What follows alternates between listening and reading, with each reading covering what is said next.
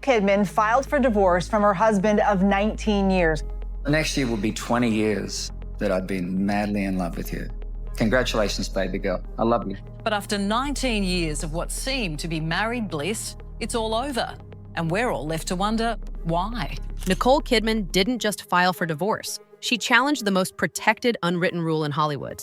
Powerful women past 50 aren't allowed to be dangerous, desired, or in command. Overnight, she went from beloved icon to public problem, blamed not for breaking vows, but for breaking a narrative. A single role became the lightning rod, and suddenly the headlines wrote her as the villain, while the internet clapped for the patient husband. But here's the part they didn't print. This wasn't a love story collapsing. It was a $300 million power structure cracking in plain sight. Estates, trusts, image deals, silence as strategy, all moving at once. So ask yourself, if the same role had gone to a man, would anyone call it too much? Tonight we're pulling the thread the tabloids dodged, how a film, a fortune, and a double standard collided, and why Nicole didn't lose everything. She just stopped apologizing. For nearly 2 decades, they sold us a postcard. Sunset photos on Sydney beaches, hand in hand at the CMAs, private jokes on red carpets where cameras caught only the glow. The recovery headlines turned into redemption arcs, the family snapshots into proof that fame could be gentle if you held it carefully enough.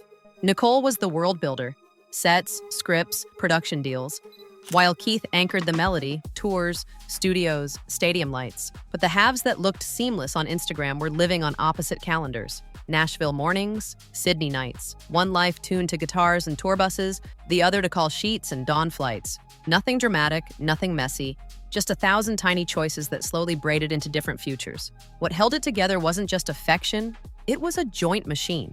Properties tucked inside trusts, projects co-signed, schedules negotiated like treaties. They didn't just build a marriage, they built an ecosystem that rewarded harmony and punished friction. And harmony sells. It sells records, films, fragrance deals, and the idea that love is tidy if you can afford it. But illusions are heavy to carry. The longer you perform them, the more they ask. And all it takes is one spark, one role, one headline to make the audience question the script they swore was real. The flashpoint was a character with teeth. Baby Girl wasn't a scandal. It was a woman over 50 refusing to disappear into mom roles and tasteful silence. The morning the trailer hit, the chorus tuned up. Too explicit, too risky, embarrassing for the family. Page-turn tabloids framed it like a confession. Comment sections treated it like a crime scene. Overnight, the dialogue shifted from "after 19 years heartbreaking" to "why would she do this to him?" Meanwhile, when men take these parts, brooding, transgressive, flesh and blood instead of saintly, the adjectives read like awards fodder: bold, fearless, career-defining. Same canvas, different verdict. The message wasn't subtle. Desire is allowed on men. On women, it must be apologized for. Whispers said Keith hated the role. Maybe he did, maybe he didn't. But the machine loved that line because it made the narrative frictionless. It turned art into motive and motive into blame. Suddenly, a performance was rebranded as provocation, and Nicole's agency got downgraded to a marital offense. That's how perception works in Hollywood. The camera faces the woman and the spotlight judges. But the outrage missed the obvious. Baby Girl didn't end a marriage. It exposed an ecosystem, and while everyone argued about a scene, the real story was already moving in the background. Once the first wave of outrage hit, the press didn't need new facts, they just needed angles. Page 6 spun it into obsession, Radar Online rebranded her as desperate for attention, and a parade of nameless sources began whispering about ego, exhaustion, and image addiction. It was the same playbook that Hollywood has used for decades. When a woman reclaims the pen in her own story, make her sound hysterical. The tone was always coded: too sexual, too ambitious, too independent. The subtext, too much. Meanwhile, Keith's name appeared mostly as a supporting character. The long-suffering husband, patient and noble, quietly enduring his wife's storm. The optics wrote themselves: saint versus sinner, humility versus hubris. That framing kept clicks flowing and sympathy one-sided. But beneath the glossy PR war, another machine was moving. Lawyers, accountants, advisors, setting the stage for something much bigger than gossip. The headlines were about passion, but the paperwork was about power. And that's where the real story begins. While tabloids obsessed over red carpets and body language, the real drama was unfolding inside law offices. Behind closed doors, teams of attorneys were dismantling one of Hollywood's most carefully constructed empires, a web of homes, companies, and trusts worth over $325 million. It wasn't just a divorce, it was a full-scale corporate separation dressed up as heartbreak. Together, Nicole and Keith owned everything from their $3.5 million Sydney retreat to sprawling Nashville estates, an Australian farmhouse, and luxury apartments scattered across continents. Each property held memories, a daughter's first steps, an anniversary dinner, a quiet song written at sunrise. And now, every memory had a dollar value. Insiders say Nicole fought to keep Sydney, her refuge near her mother and sister, while Keith dug in over Nashville, his kingdom of country tours, guitars, and late-night studio sessions. On paper, it looks simple, two people dividing assets. But in practice, the complexity was staggering. Many holdings were buried in joint trusts, meaning neither could sell or move a cent without the other's consent. Every decision became a chess move, and every signature came with emotional collateral. In the court of public opinion, Nicole was the one walking away. But in reality, she was negotiating survival, financial, emotional, and reputational. Keith had his music empire, but Nicole controlled the real estate, the production deals, and the long-term investments. For nearly 2 decades, their love story had doubled as a business plan. And now, every clause, every bonus, every hidden line in their prenup was about to decide who truly held the power. But as the world assumed she was breaking down, Nicole was quietly building something else. A strategy. Because what she did next wasn't damage control, it was a rebrand, and it started the moment she stepped back into the spotlight. When most people would have disappeared, Nicole did the opposite. Days after the divorce announcement, she emerged at Paris Fashion Week like a woman who had just rewritten the rules. The blonde curls were gone, replaced by a razor-sharp bob. The pastel gowns, swapped for an all-black power suit that looked less like mourning and more like a declaration of independence. She didn't flinch, didn't wave off questions, just smiled for the cameras like she'd already made peace with the chaos. Within hours, the photos went viral. 3 million views on X in a single day. The caption that dominated the comments? She lost a husband, but got her power back. For every critic calling her cold, there were 10 fans calling it a rebirth. But that's the double bind. When a man walks out of heartbreak looking composed, he's resilient. When a woman does it, she's calculating. Nicole didn't argue, didn't explain, didn't post a single line of justification. Her silence was louder than any interview. It told the world, talk all you want, I'm working. And she was. While gossip shows recycled clips of the marriage that couldn't survive Hollywood, Nicole was already back on set, producing, acting, and negotiating her next global campaign.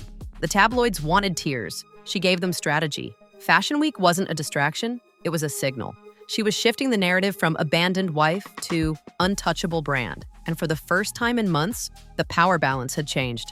The same cameras that once searched for weakness were now documenting her revenge glow-up. But the real surprise came next, when the spotlight turned to Keith. Because as Nicole mastered silence, he started slipping into it.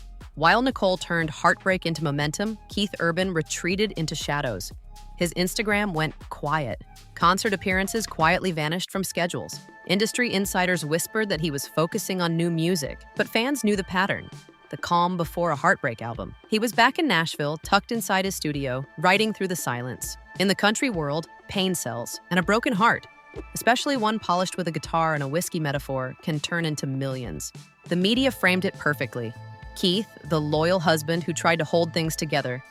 Nicole, the ambitious woman who wanted too much. It's an old story, just dressed in new designer headlines. The truth, though, was far less cinematic. He wasn't just nursing emotions, he was protecting an image. Country audiences thrive on authenticity, and public drama doesn't play well in the heartland. So, while Nicole reinvented herself under the flash of Paris lights, Keith was managing optics under the glow of Nashville neon. But silence can be strategic too. For Nicole, it meant control. For Keith, it meant distance. And though the world assumed they were processing grief on separate continents, both were actually negotiating legacy. Because once the music fades and the cameras move on, what's left isn't love or loss. It's narrative. And in Hollywood, whoever controls that wins the next act. Yet even with all his quiet grace, the numbers told a different story. Nicole wasn't the one left vulnerable. She was the one left holding the keys to the properties, the projects, and the perception. And the deeper you looked into their financials, the clearer it became. This divorce wasn't about heartbreak, it was about hierarchy. In Hollywood, marriage is emotional, but divorce is math. And when you start crunching Nicole and Keith's numbers, the picture shifts completely. Together, they built an empire worth over $325 million. But the balance of power wasn't equal. It was engineered. Nicole earned roughly $20 million a year from acting, producing, and endorsement deals, while Keith brought in about $12 million annually from tours, albums, and brand partnerships. On paper, they looked evenly matched, but behind the scenes, Nicole was the architect.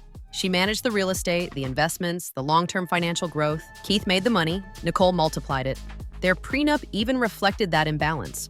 A clause that rewarded Keith with a $600,000 annual loyalty bonus for every year he stayed sober, totaling around $12 million after nearly 2 decades. A generous nod, yes, but compared to Nicole's $50 million property holdings, it barely scratched the surface. Insiders quietly admit that Nicole's financial discipline turned her into the de facto CEO of their shared empire. When things fell apart, she already knew the playbook: consolidate assets, control the narrative, and let emotion take the blame. The tabloids called it a tragedy, but the insiders called it a clean execution. While fans mourned the end of a love story, Nicole had already closed the chapter like a producer wrapping a project: efficient, contained, and profitable.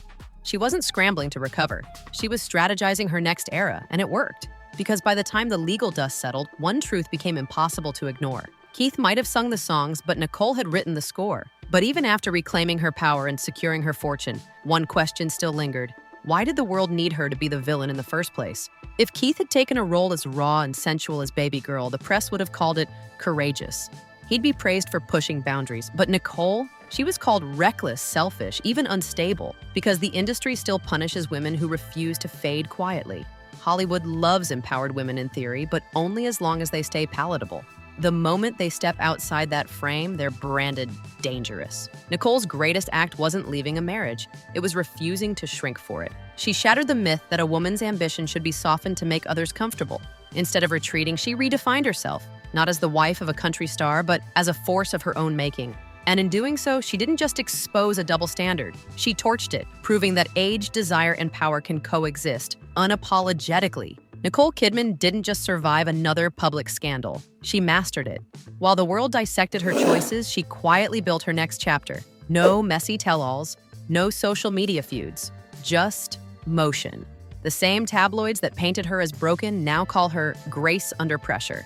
The truth is, she's always been that. From her split with Tom Cruise to the headlines today, Nicole has turned every storm into fuel. She doesn't run from the fire, yet she walks through it until it burns itself out. Her story isn't about heartbreak or revenge, it's about evolution, the ability to reinvent when the world decides you're finished. And in Hollywood, that's the rarest power of all. Nicole Kidman didn't lose her crown. She just stopped asking permission to wear it. Because in the end, love fades, fame shifts, but resilience, that's forever.